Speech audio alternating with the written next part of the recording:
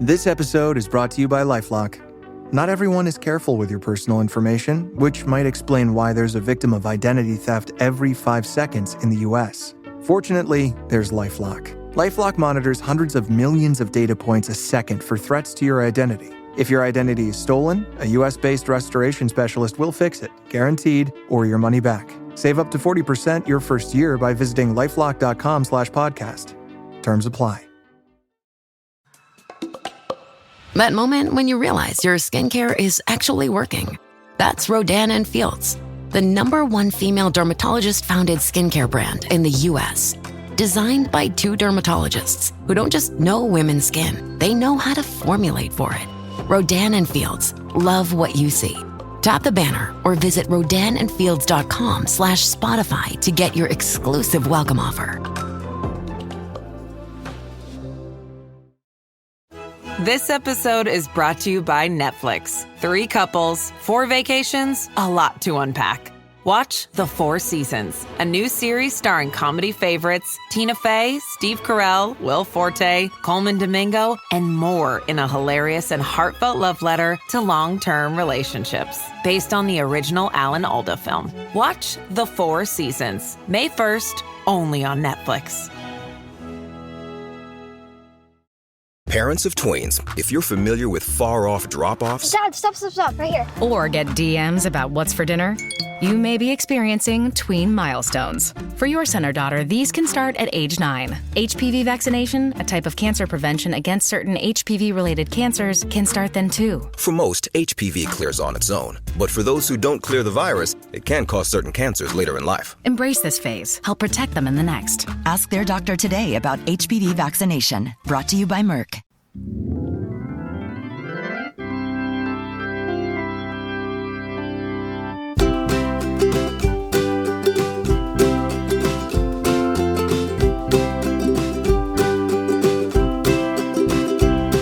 Come meet me at the Musial with Alan and Daniel. We'll talk about the Cardinals all night long.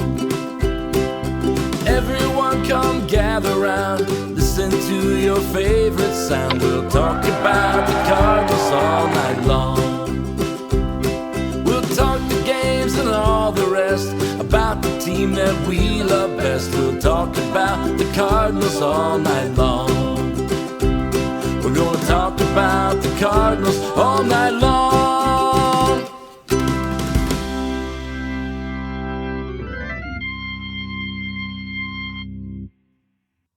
Good evening. Welcome to another edition of Meet Me at Musial. I'm your host, Daniel Shoptaw at C70. This week we've jumped into the deep well that are the Bens in the Cardinal blogosphere and brought in the Cardinal Off Day guys of Godar and Humphrey. How are y'all tonight? I'm doing well. Always enjoy joining you and chatting. This is Bens Godar. Ben, Humphrey, how are you doing? I'm doing really well. It's finally starting to be more like baseball weather here in Iowa. So it really feels like baseball season, and that always puts a spring in my step. It must be nice because it's about to be. We've already kicked the air conditioners and everything on here, so. That is not. We've been in baseball weather for a little bit of time now. I guess it comes a little later to Iowa, doesn't it? It does, yeah. Yeah, it is. That's why we have summer high school baseball in Iowa. We do not have spring, Yeah. So I don't even think it's baseball season for the high schoolers yet. Oh, I don't know what Alan would do with that. I will have to ask him when he gets back on the show if he'd rather have summer baseball or spring baseball. Yeah. Well, my son plays spring tennis now, and that's a nightmare. I'm just going to tell you. Golly. Yeah. I can imagine sitting out there is not always pleasant. So, no. Speaking of not always pleasant, let's talk about the Cardinals. That seems to be the theme for the last few years, right? We're a month into the season. And I know that y'all do your shows regularly, so everybody that's listened to Cardinals Off Day have a feel for what y'all have thought about the season so far. But for those that haven't, a quick overview, Mr. Humphrey, what has stood out to you in the first month? I think for me, the thing that has stood out is the way that the team has just sort of completely flipped the script where Mm. the starting pitching has been pretty good. Mm. Like, certainly not a disaster. I shouldn't even, maybe pretty good is a little bit too far, but it's been like perfectly serviceable, maybe is a better way to state that. And, the offense, it's April, so you're going to have decent starts. You're going to have bad starts. But the offense started out red hot, kind of cooled off a little bit, and has bounced back. And then the bullpen really has been the problem. And if you look at their run differential, it is, and I am off.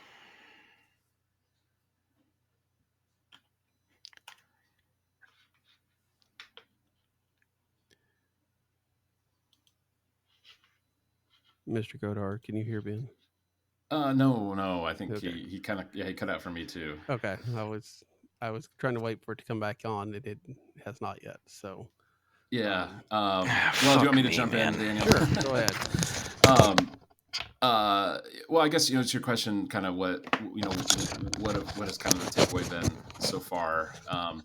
I guess for me, it's I feel like the team is executing the plan that they told us they were going to execute, but there's definitely kind of a shock to the system as I watch that, just because we're not really used to them operating this way.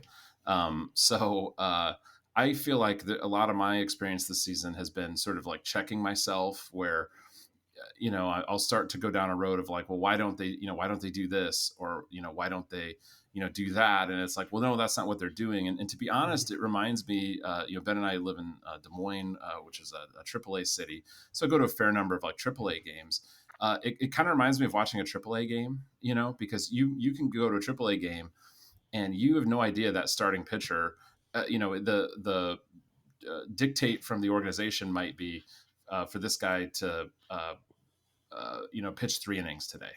And so he can look great, and then 3 innings and he's pulled. You know what I mean? And so, because it's always about kind of serving development down there, and that's kind of what we're seeing at the major league level too. So I don't know. I feel like I have to take a lot of what we're seeing with a grain of salt. I think that's absolutely fair. Mr. Humphrey, I know we lost you about when you were starting to talk about the bullpen, so if you want to follow up on that. Yeah, and I feel like I was actually saved, because I feel like Ben analogizing it to a AAA team feels very accurate, where like these are the guys that you have, good luck. Yeah. But it has also, kind of reminded us of how brutal relievers can be, because there's not that much difference between this year's bullpen and last year's bullpen.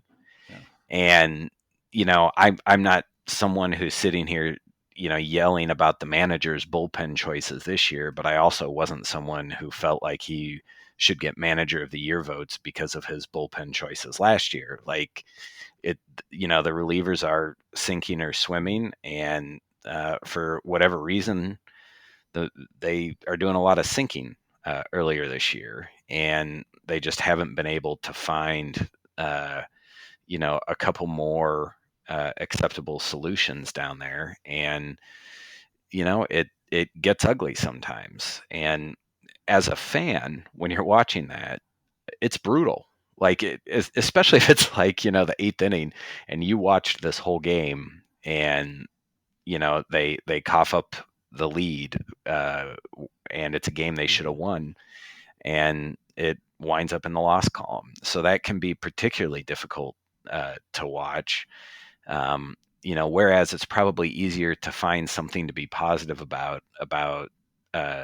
with these young-ish position players who are trying to establish themselves in the majors, because it's just a little bit different when you're in the batter's box as opposed to on the mound with a 1-run lead, in the later innings. Yeah. Well, and just to add one last thing, in the lineup, of course, there's guys who they're given a shot, who they think might be a long-term piece for them. And in the starting rotation, there's guys who they're given a shot, who they think might be a long-term piece for them. Nobody in this bullpen is going to be a part of a winning Cardinals team in the future. You know what I mean? Like if maybe the most optimistic, of course, is that maybe next year they kind of make a turn to try to be competitive. It's probably more likely 2 years from now. I would never bet money on any relief pitcher being on the same team and good 2 years from now, right? And the Cardinals know that. So, that's the place where there's not even like kind of a here's a plan and here's the guys who can be optimistic about. It's really just like, well, here they are. Let's see what they got. Yeah, to tie this into the holiday that is tomorrow, and because I know this is Mr. Godar's opinion, but the bullpen guys are the faceless stormtroopers that you don't care about whether they get removed from the battlefield or not, right? You just rotate through them, and once they've done their thing, and then they get shot, and you move on to the next one. Yeah, and their aim this year is very similar to the aim of stormtroopers, I would say. There is something to that as well, but I think, Mr. Humphrey, you're right. I mean, the games that are lost in the 6th and 7th are frustrating, but they're not as bad as when Ryan Helsley gives up a lead, right? Because it's like this is a game they actually should have won, and you give it to the one good guy on the bullpen, and it blows up. And I mean that's going to happen, but I think that adds to the frustration level in a year like this where every win is almost sacred to some degree. It's like you just have to really cherish them. So when you give one away late, it's even worse. Yeah, it is. And that was something that was nice about last year is they were mediocre in a way that it allowed the manager to go to his best relievers whenever they could win. Yeah. Like and they defied their run differential and their expected wins in large part because of that. And so this year we've been trained like, oh, hey, if we can just get it to that guy, we're going to be okay. And when he, and it's April, the conditions aren't the best always. It's a little bit cooler. It is the time of the year, along with October, actually, where it's not uncommon for a relief pitcher to maybe have a bad outing or two, just because conditions aren't great to come into a game the way that they are, in May, June, July, August, September, where the weather's nicer and you have a better feel for the ball. You can get looser, you feel better as a pitcher. And so, that kind of, while it's understandable on the one hand, it's also, we've been conditioned after last year, hey, this should work. It worked last year. And that hasn't really worked this year. And on top of it all, it kind of makes you start to wonder, like, why did we not trade this guy? Like we aren't really trying in other areas. Couldn't we have got something for him? Because you could throw just about any pitcher in there and have, a below average save percentage. And so I think that kind of adds to the frustration as well. Yeah, I think that is absolutely true, especially when you see what we have seen this year in the fact that because the Cardinals are not winning games or not necessarily playing in a lot of, I mean, some have been close, but usually coming from behind. Helsley's gone, 5 days without pitching a number of times to the point that we saw him pitch last night in a 6-run game just because he hadn't thrown all week. And you do wonder, if you didn't see some of that coming, and wouldn't it have been better to move him now than the trade deadline? And Mr. Godar, I guess we will see and hope that he stays healthy till then, because I don't imagine the front office is going to be motivated to move him before July. Well, yeah, or I mean, I just don't think their motivation, other teams' motivation. It's just like players don't move before then anymore, so it's just almost not even worth thinking about or hoping. And I know Ben and I have said that was the thing we were probably most perplexed about this offseason is that they didn't move Helsley.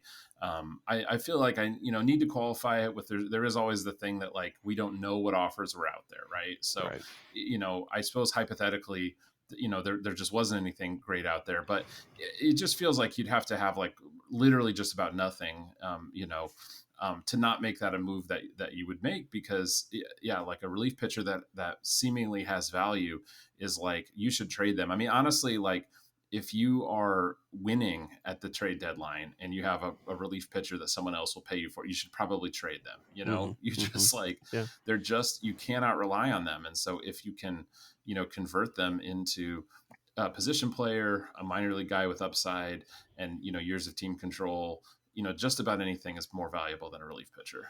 Yeah. Yeah. And yet we spent a lot of time talking about those guys too, for whatever reason. Let's shift a little bit to that offense that we've been talking about. And we talk about this idea that, these guys are going to be in the lineup. And I think we're seeing a little bit, at the beginning of the year, there was a little bit of sporadicness with Nolan Gorman that I think he's playing a little bit more often now. But those guys that they wanted to give runway to, Gorman and Walker, still haven't taken off. If you are a guy, a manager, a general front office guy in this kind of situation, can you let them continue like this all season long, or does there at some point in time come a thing that you have to do something with it? Well, Ben, I don't know. What say you, Ben? I'll let you jump in on that one. It's tough, especially with the swing and miss and the strikeouts. Gorman has always had that in his game, and so he's always been a little bit on the edge of the cliff, so to speak, where you can see how it goes wrong and it just doesn't work. And with the advanced metrics, with the advanced scouting and how much video is available, it's harder for players who are batters with that much swing and miss in their game than it ever has been. And so, you can see that. And then you look at Walker, and now his K percentage is looking like a Nolan Gorman K percentage. And, that was not the plan. And, then you kind of look at everything else, like there's no power. And there's no power even though he has the lowest ground ball rate of his career. And there's just, he can hit the ball hard. And you just kind of find yourself looking at this because you were hoping this is the year he would put it all together. And this is the year, in my opinion, to date, where he has looked the furthest away from putting it all together. And I think when Ben and I kind of talked about this a little while back on the podcast, it was kind of like, it's starting to feel like if it were going to be put together, the Cardinals could have helped him get there, or he could have gotten there on himself. And the fact that they haven't found kind of a cadence in that way is concerning. And it's especially concerning because there hasn't been that much change. We have Brant Brown, which, should theoretically help. But I just kind of mean, in that front office and kind of in the organization overall, including with the instructors and everything, what is the support system there? And from a fan perspective, when I look at that scaffolding around all of the players, when are we going to see it? And it could be he's just, he's not hitting the ball on the ground, and the rest is going to come. And you sure hope so. But how many times have they tried sending him to AAA in his career?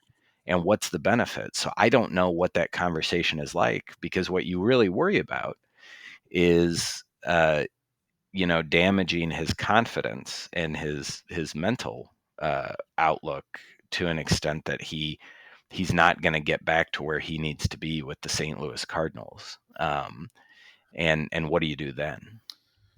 Yeah, and Daniel, I think kind of to your original question about how long of a leash are they going to give them? I mean, I think incredibly long. And, I would be shocked to see them do anything with, Walker or Gorman and before July 1st, like at the very earliest. And probably I think they're going to, get the full season because I think those guys are at the point where, if you're going to demote them or you're going to kind of like move on from them, you really have to trade them out of the organization. You've just reached a point where they don't fit you anymore. And about the only thing is, maybe, someone else will be enticed by the tools and what they can do with it. Maybe they'll get a change of scenery, but you're not talking about getting much of any value back for that. You're probably going to flip those guys for somebody who another team is like, geez, if, this guy's going to be Rule 5 next year and we're not that interested, you're going to get like somebody else's damaged goods for your damaged goods. So, I mean, they really ought to give them a lot of time because, they're both high prospect pedigrees, hypothetically quite valuable players. And they just need to see if it's going to happen this year. Because if it doesn't happen this year, it's just probably not going to happen, at least not in St. Louis. Yeah. And I think that's especially hard to think about with Jordan Walker. I think because of the strikeouts, I think we always had that idea that, okay, Nolan Gorman may click, may work well, and he's obviously shown sometimes that he could, but that it might go up in smoke. But the idea that Jordan Walker may be the same way is harder to get a handle on, I think. But I think it's also, something that we need to discuss. And do you think, and I know it's almost impossible to know, right? But we know the Cardinals have improved their minor league system now with the different approaches and the different instructors and all that kind of stuff.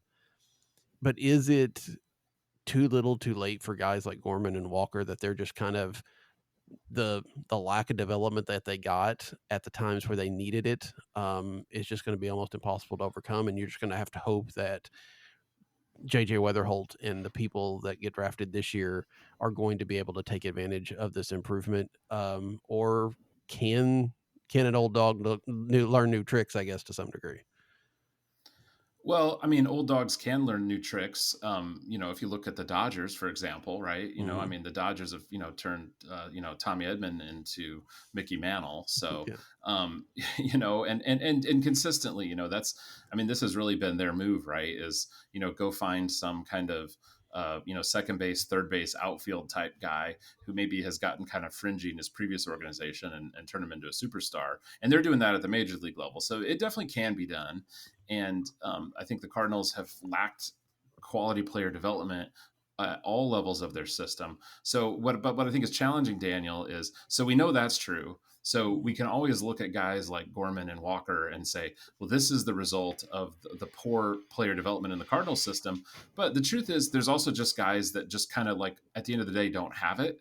Yeah. And so, that could be what we're looking at too. These are guys that definitely have big tools. I mean, you can see the exit velocities and there's measurable things that are, superlative about both of these guys, but it's possible that just there are guys that when they face major league pitching, they can't, and the major league pitching adjusts, they can't adjust with it. So I think that's what's frustrating is we don't know. And since we don't trust the development system, it's frustrating because it feels like, well, maybe this is our fault. Maybe someone else, could do more with them.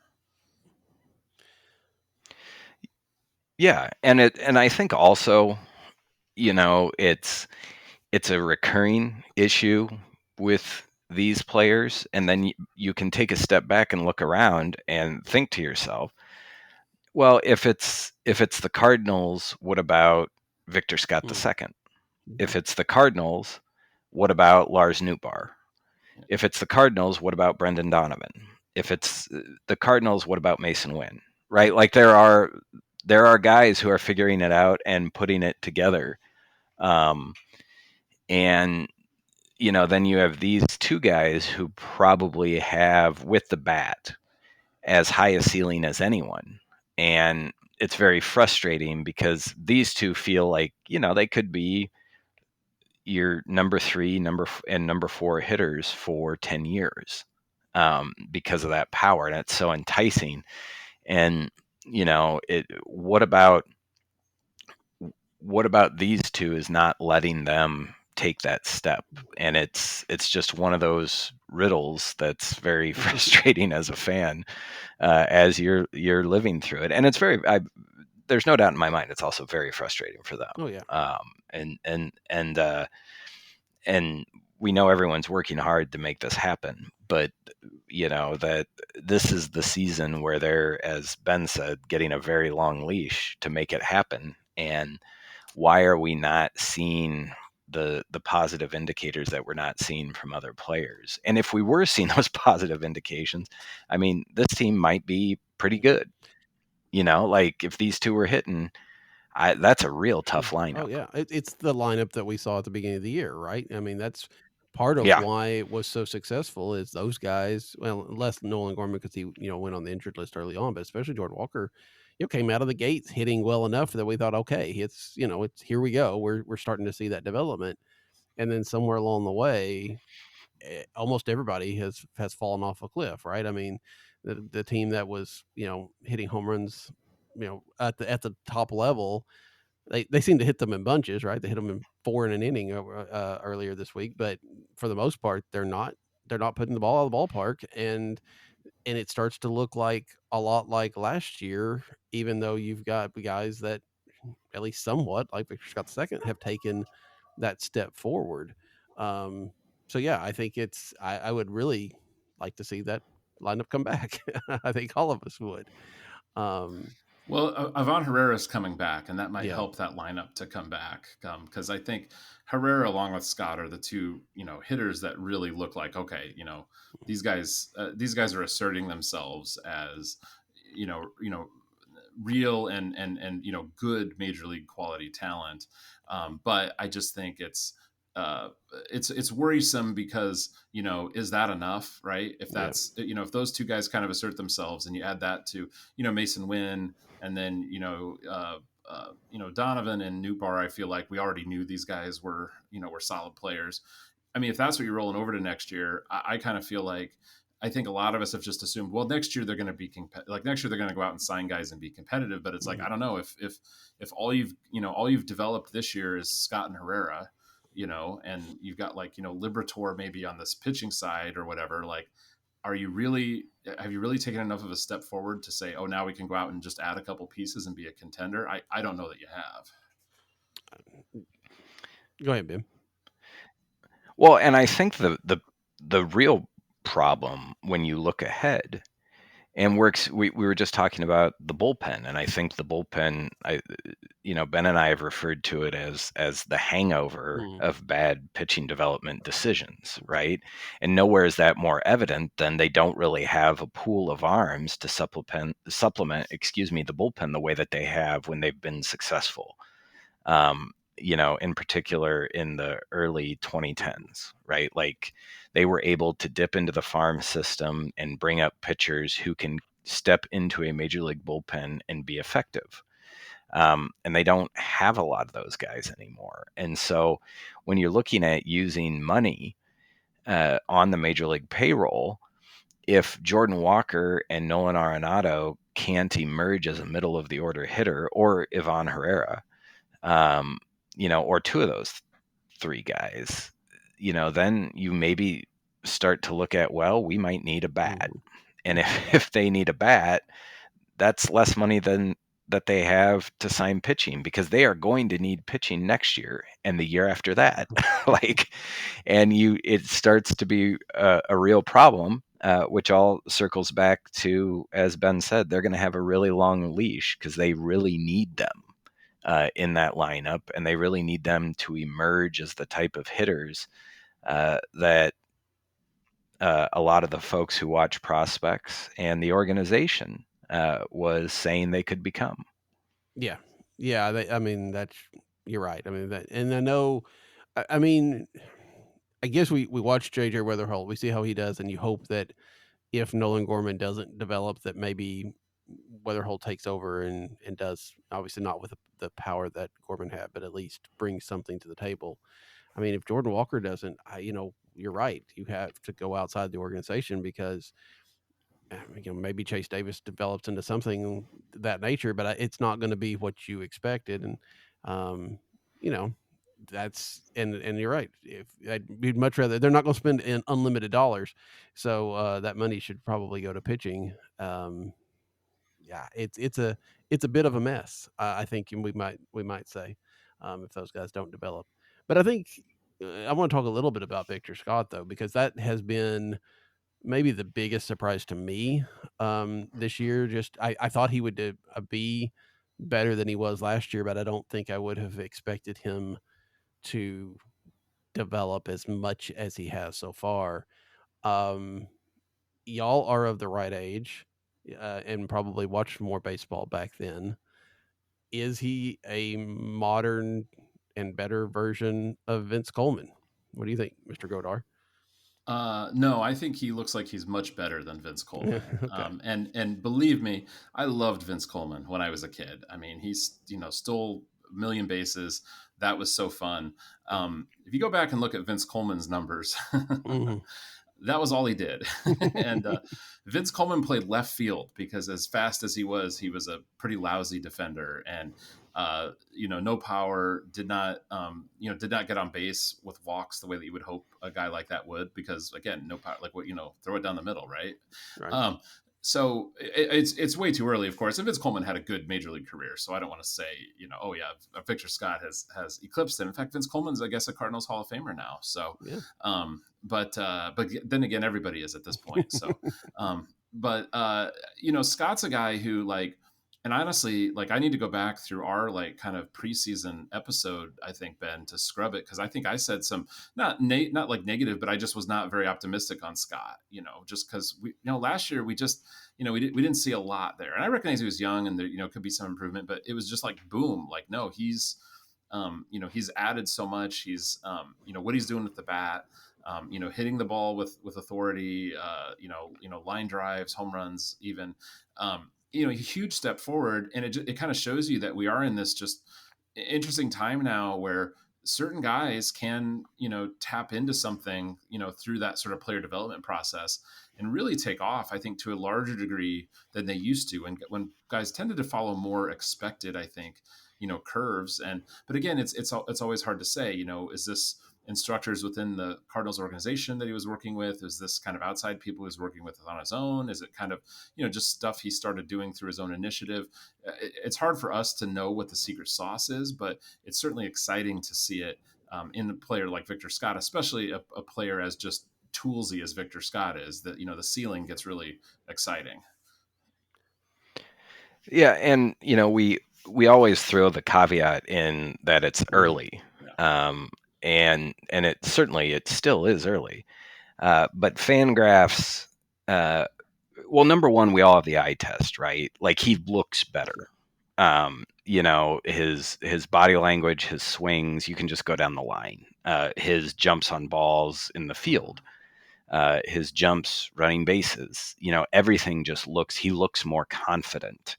He looks, like he's been there before, which is really the big difference compared to last year, because he has been there before.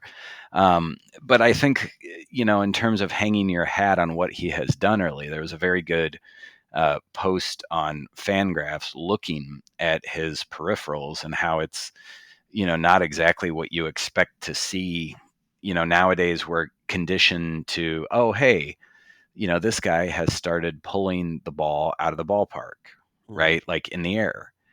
And Scott has not really done that. He's changed where he is in the box. He's changed where he's making contact, and he's kind of getting more in the way, I'm going to call them like flyers, to left, where you drop it into left field or you shoot the ball to the opposite field, however you want to use your play-by-play guide description, but it's kind of more that type of an approach. And it feels, it's funny that we're talking about Vince Coleman, because to me it feels more almost like Willie McGee and that 80s AstroTurf approach that he had, as opposed to Vince Coleman, who, switch hitter, in air quotes, where it's just like slap the ball on the ground and run, like, and that's not what Scott is doing. It's not like he's out there, getting good luck or great luck on ground balls, and that's how he's able to do this. And it's very interesting the way he has made changes and how that has manifested itself in his profile as a hitter. And also how pitchers have reacted, which is the real interesting thing in that Fangraphs post, in my opinion, where last year it felt like they could knock the bat out of his hand, and that's very pejorative, and I don't mean to be overly negative, but that's how it felt, and that's how they went after him, and they aren't doing that anymore. They're not attacking the middle of the plate the way that they did last year against him, because he's shown you can't do that anymore.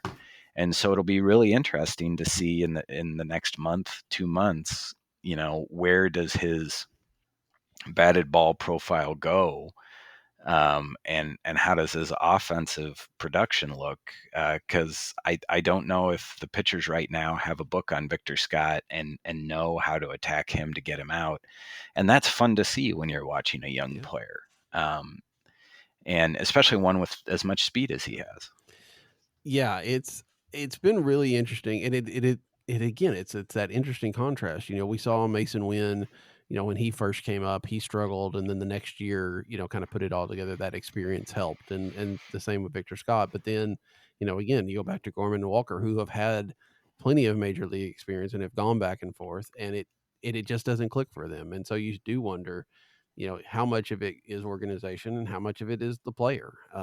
And that's so impossible for any of us to know, especially from the outside looking. It doesn't stop us from, casting aspersions or talking about it at all. But, Yeah. it what I is do, very, Daniel? What I do is whoever I don't like more, that's who I blame it on. I think So that's if I fair. don't, I mean, if I don't that's particularly, right. yeah, if I don't particularly like the player, it's on them. If I don't like the organization, it's that. Yeah, it's a fairly easy way to do it. I'm just saying, if you want to take, follow my lead on that. I think that's a standard blogger podcaster approach, and it's worked for years, and I don't think there's any reason to change it. Blogger, podcaster, fan, American, I think we all do it. I think it's just pretty much. it is the way. Yeah. And I mean, again, it also depends, right? I mean, you get the good stories about, Victor Scott spending the off season working on watching videos and working with this and that. And, those are great stories to read in retrospect, but then there's so many times you hear those stories and the player doesn't actually develop any more than they already had. So it's hard to know when does that click and when doesn't it, because we know Jordan Walker has worked on this off season too, right? And it still hasn't necessarily clicked. Yeah. Well, and just for context too, and I jumped over to Victor Scott's Baseball Savant page. He's 99th percentile base running value, 96th percentile fielding run value. He's below average in terms of batting, and probably outperforming his peripherals a bit, not a ton, but a bit.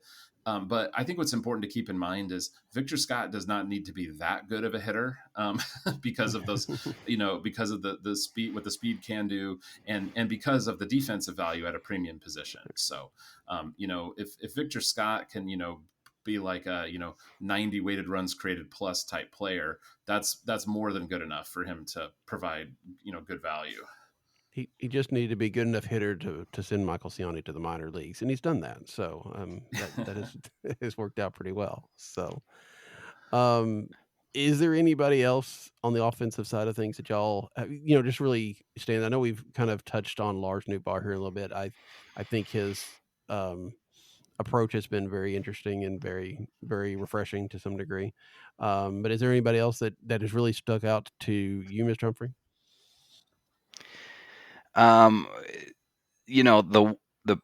The guy who has stuck out to me so far this year, because his batting line is so strange, is Nolan Arenado. Like the way that he kind of his production deteriorated, it was the power fell off, the walks followed suit, and the strikeouts went up. And now, this year he's got about his K rate this year is like half of his career rate, if I a little bit more, but basically half his career strikeout rate, and his walk rate. The last time I checked, it was tied or just above his highest walk rate of his career. But then he's got a batting average on balls in play that's super low. and his power is up, but not like where it was.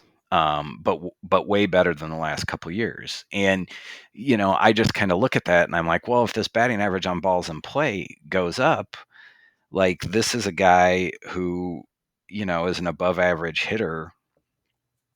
And, he's probably going to be a 4-win player again, which is what most of the projection systems said he would be. But none of them said he would be that in this way. And that's what I find so weird about it. Like, it's just like, oh, I'm going to walk more. I'm not going to strike out at all. And I'm going to hit for a little bit more power. And if you would have told me he was going to do those things in the offseason, I would have been overjoyed. And so I think his struggle to recreate himself as he ages is very interesting to watch. I didn't think we were going to be watching it this year, but we are. And it looks like he could play himself into maybe like pinstripes at the trade deadline. If he's able to kind of keep this going, and that would be a very interesting turn of events indeed. Yeah, it would be. I still, in the fan part of me would like him to stick around. But you're right. I mean, I didn't expect him to be necessarily a trade target at the trade deadline because I wasn't 100% sure what kind of rebound we would get, and he's definitely worked himself into that conversation. Assuming it continues to hold for the next couple of months. Mr. Godar, is there anybody that you want to highlight offensively? Well, I know you kind of, mentioned Newbar, but I just want to really highlight how excellent he's been. I mean, I think, he's an absolutely top tier major league player when he's healthy, and that's which we've kind of known, but, we're seeing a pretty, we've seen a solid month this year, which it feels like we've, rarely had that long without, a little DL stint or something. So, I have no doubt about his quality. I think it's just going to be interesting. I don't see them signing extensions or anything like that likely this year. Just both because of where the team's at and because, we've got, a GM, on his way out and another one who's not quite in the role yet.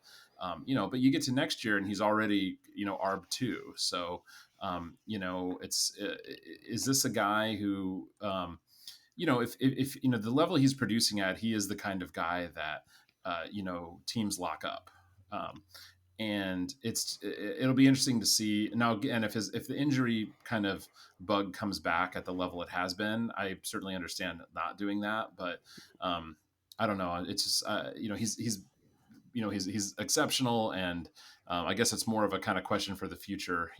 If or when they might try to lock him up. Yeah, I think you're right. There is such uncertainty around the organization and the management of it, or the front office types, that some things may fall through the cracks, and that may be one of them, and maybe not. It's a situation where, in theory, it should not be that hard for for Chaim Bloom to call Mo and say, "Hey, look, let's do this. Let's get something done here." But it, from all intents and purposes, it seems like they are putting a wall between Bloom and Musial this year. So maybe they won't do that, but it would be advantageous to do that before he completely, finds the elixir of health and then plays themselves out of their budget. So, yeah, we've touched on the bullpen. There's not a lot to talk about in the starting role, but I think maybe we should acknowledge that at least right now, there's been a decent run of Miles Mikolas starts, and I don't know that I expected to see that many in a row. I know it's probably not going to last, but Mr. Humphrey, should we appreciate it while we have it? It's funny you should say that, because Ben and I took our boys to SmackDown last night, and we just talked briefly about the podcast, and I was like, I am ready to talk about Miles Mikolas.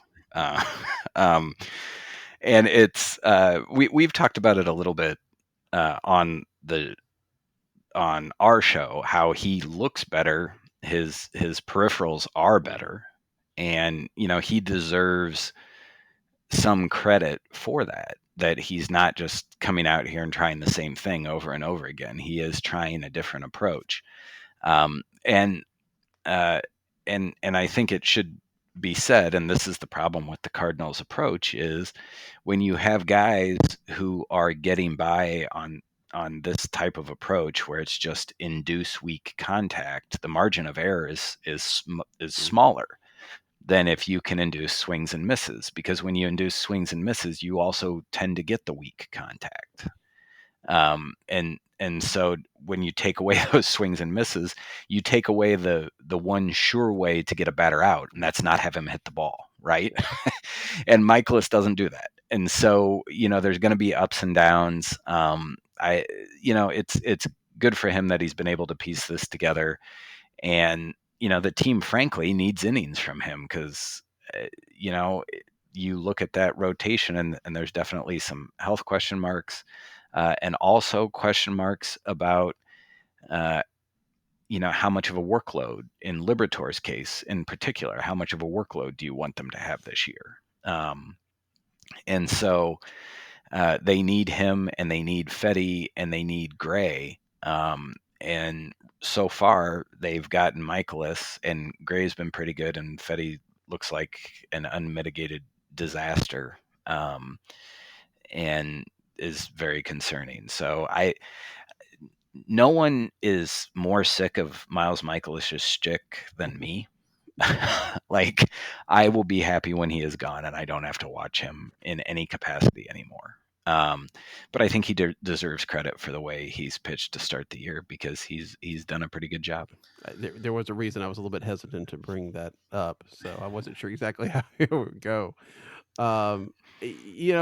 Godar, Ben's right on the fact that they need all those innings, but if these guys pitch the way they have been or could pitch, a lot of those guys may not be there after July. I don't think we would ever expected to have, Miles Mikolas as a trade candidate on our bingo card, but I think right now that's becoming a possibility. Well, you're more optimistic than I am, Daniel. I mean, who knows when teams need innings, they'll do desperate things. We've certainly seen the Cardinals do that. I certainly acknowledge the improvement in Miles Mikolas in his results this year, but it's hard for me to see them, really moving him. Actually, I jumped over to his Savant page, and actually, Ben, I said this to you last night too. I said that one of the things that I think is really unique about Miles Mikolas is you never have any idea what pitch he's going to throw next. Like most guys, they have a repertoire. They have kind of a, they have a way they approach guys, right? So it's like, like fastball up and in. Okay, it's going to be like breaking ball outside corner. Like they're kind of setting themselves up. Miles Mikolas has 5 different pitches that he throws more than 10% of the time. And that's just a huge mix of pitches. And then he also has a sweeper that he's throwing 3% of the time. And I feel like, that's got to be some of the reason that he's had struggles, because that's just a enormous arsenal to kind of like, arsenal really feels like it's overstating. But that's an enormous number of pitches, just to kind of try to, feel like you have locked in. And, we talked about like his kind of pitching plus metrics, right? There's stuff plus, there's location plus. Miles Mikolas, throughout even these bad last few seasons, has been like a top 5 guy in the major leagues in location. Like he can throw these pitches, pretty much anywhere, right? Mm-hmm. But they're just all garbage. They're absolute garbage. None of them. He's as good as he is on location, he's the opposite of that in stuff. And so I just think the experience of watching him is frankly so much worse than the results and the value that he puts up, because you're watching a guy just, throw random garbage up there, pitch after pitch. And that as soon as the batter guesses right, and or he kind of leaves something a little more over the middle, it's getting hit to the moon. So it's like you're watching someone walk a tightrope when he's pitching, and I feel like I'm wincing the whole time I'm watching it. And as Ben said, then when they talk to him in a post-game interview, I'm also wincing. So it's just it's a rough experience, but the results have definitely been better. Yeah, it also is the fact that he has not allowed a home run yet, and that doesn't feel like that's going to last terribly long. I didn't realize that. Is that true? Yeah. Wow. Yeah. I believe that's right. I would somebody will double check me out there, but I'm pretty sure that I'm sure you're right, but I just as of the last I saw, he had not given up a home run yet, and yeah, in that my mind he gives up 9 home runs every game. So but they're solo shots, so that's true because yeah. To wrap up this time, we touched on it briefly in that whole passing, but the Cardinals did announce their newest Cardinal Hall of Fame class this year. They've continued to shrink down the classes because they have probably over stuffed the front the museum. But Edgar Renteria, Walt Jocketty, and the Mad Hungarian are going in. Mr. Humphrey, any thoughts on those three? I think Edgar Renteria has been underrated. And I'm of the generation that, of course, I think that, right? Right. But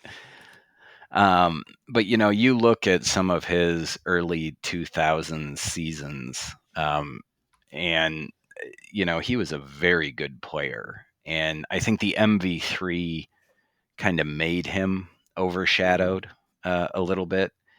And I'm very happy that he is going to be recognized. And it is also shocking to me and unfortunate with Jocketty that they didn't get him in sooner because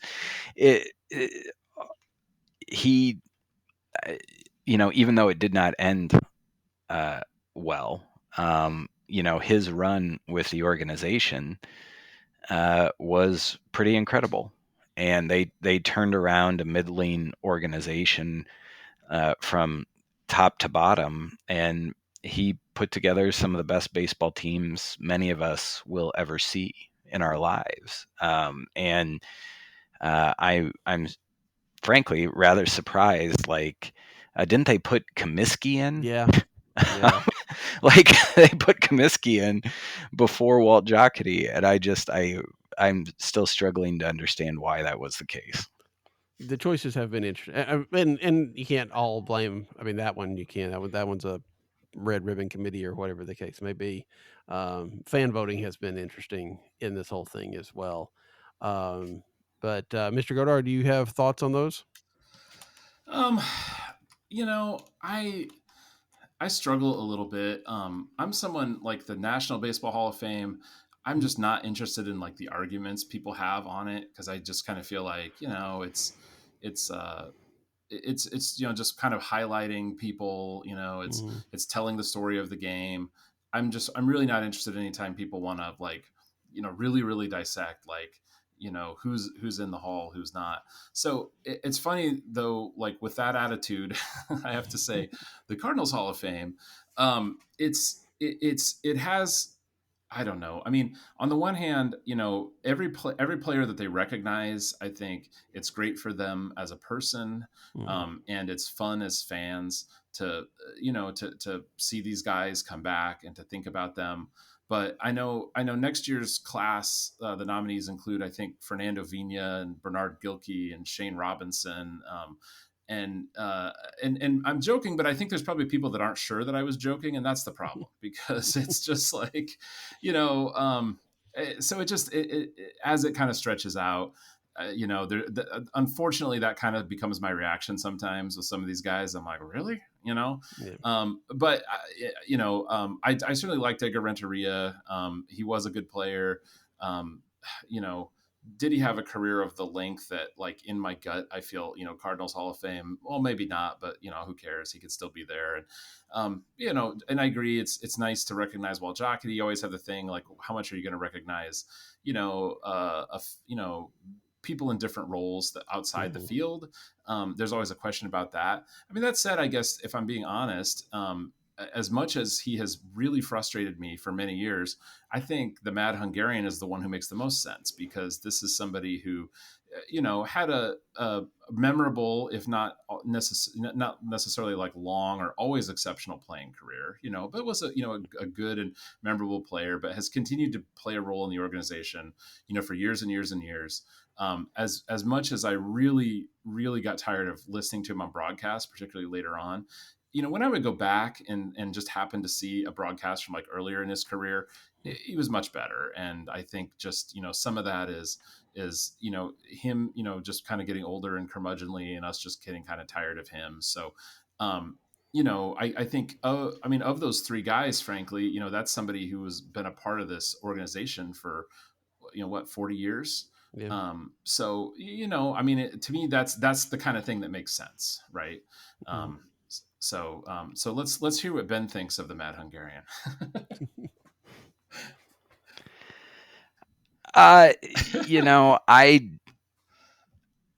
He's better than Ricky Horton. That is a low bar. I think I think I am someone where he has been with the organization for a very long time, and I think it is appropriate for the organization to honor contributions from people like that. And so, like, I don't really have a problem. And if you look at his stats, like, he had some good years. Yeah. But when I like with him, though, it is implicitly including like the broadcasting work, and he's just not very good. And the times that we now have with him, it just seems pretty apparent. I mean, the game probably passed him by 15, 20 years ago. But it's very evident, on the studio show nowadays. And my hope is that this is an accolade that allows him to retire and be happy. Because I just like, they have Sweeney there, and when you go from Sweeney to Robosky, it's pretty painful. And Sweeney's just like, he's up to date on everything, and has some interesting things to say, and I'll probably get sick of him. That's just the nature of baseball broadcasting, right? But it's, you just kind of look at it. And so my hope is that this is a nice cap on the end of his broadcasting career, and he's able to, go relax and be a little less mad and a little bit happier in retirement. I just like when you get into, I'm not terribly interested in Hall of Fame arguments either. I think there are some egregious, like Ken Boyer should be in the Hall of Fame. I think that there are somewhere I'm just like, this is just wrong. Ken and Boyer I don't is not in the Cardinals Hall of Fame, or you don't know, you're talking about the Major League Hall of Fame. The Major League Hall of Fame. Yeah. Okay. I was saying, but when you get into Steve Carlton's not in the Cardinals Hall of Fame. He's been on the ballot quite a few times. It still has not been elected in. But and that's the thing with this type of format where, we all, I remember Vince Coleman's rookie year. I remember saving up money and buying his rookie card. Like I had Vince Coleman fever, but like as a kid. But when you look at Vince Coleman, it's kind of like, oh, he had that good, that good breakout early. And and once you get through that wave, then you get to the Bernard Gilkeys and the guys where it's kind of like, what are we doing exactly here? Like Ray Langford 100% should be in there, but now we're kind of getting to that layer of the organization where how much longer can this thing sustain? And so I kind of wonder now more about that than I do anything else, just because it feels like fans aren't as interested in it anymore because they're getting down into a lower tier of former Cardinal. And so I kind of wonder actually how much longer you're going to be able to ask me these questions, if it's kind of going to be one of those things where they stop doing it every year quietly. I think it's always possible. And they started out with, 2 fans votes and the ribbon committee and the owners and, the first classes, besides the first class, the first elected class was like 4 or 5 or, got into that.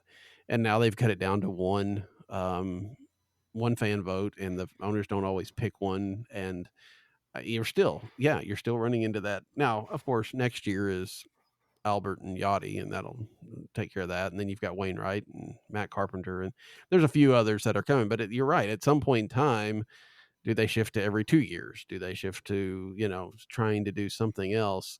Because it feels like there's enough goodwill, enough fan interaction that they still want to do it. But you're right. You don't need as much as we enjoyed Glenn Brummer stealing home. I don't know that they have to put him into the Hall of Fame either. I mean, they could go to like a bar, like one in, one out kind of thing, So like, how many guys died last year? Okay, we have that many slots available. I don't know. Did I go too dark for Meet Me at Musial right there? I mean, we did see David Freese, turn it down. So maybe others will take his lead and say, no, that's okay. Well, it's funny though. I was disappointed that he turned it down because I felt like, that is, I understand that, it was a maybe limited window of time and everything, but like, I'm not having an argument about his wins above replacement here. Like, I'm trying to tell the story of the Cardinals, and like, that is just one of the most valuable people and will be for all time to tell the story of the Cardinals. And so to me, that can be a very valid reason as well. Honestly, they've just gotten to a point with some guys where I'm kind of like, I don't know, this guy was a little middling, and like, or was good, maybe not great. And I don't know, like, didn't necessarily do any spectacular postseason thing. It feels like that's where we're kind of maybe getting a little far out on the ledge. Yeah. Well, I have campaigned for years for a blogger spot on that Red Women committee. So I was going to say, how are you not on there? I feel like you should be on there. I I think you're the only one that thinks that. But and they started it. Well, who else are they going to put on there? Kyle? No. No, they did start it X number of years ago. I asked about it, and they said that I guess the blogger spot was taken by Brian Walton, which I was like, okay, but I don't, Brian's a professional. I don't really think that kind of quite counts. He does this for a living and does it very well. What about those of us that have no idea what we're doing? Exactly. Right? I mean, shouldn't we be represented? We need the ignorant vote on there, and I can feel the ignorant vote level. Yeah, that's what I'm saying. No, I think you would be great if they ever give it to you. But anyway, so yeah, that's it's again, we'll roll around next year, and there's still a few guys that, like you said, I think that's an interesting time to remember some guys when these things come out and discussing their Cardinal legacy. And I don't know that I think the organization tries to. I don't know that everybody takes up the bait, because I mean, we haven't had this discussion about, should Steve Carlton be considered a Cardinal, be thought of as a Cardinal or a Philly, or something else in between. We don't seem to have those discussions every year. I guess we did a little bit with Keith Hernandez before he went in. Yeah. I did enjoy at opening day this year that Joe Torre was there. I thought this is good. Like, let's see if we can steal Joe Torre from the Yankees.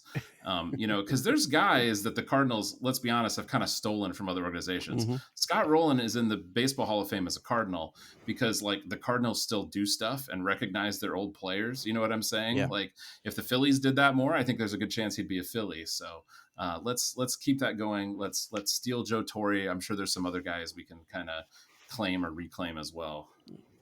I mean, did Mark McGwire go out to Oakland when they left out there? I mean, I know like Ricky Henderson and some of the other ones did. I don't know if he was. I'm sure he probably did, but nobody thinks about the fact that he spent, probably more than half. I'd have to look at the numbers, but close to half at least, in Oakland. I don't think anybody thinks that.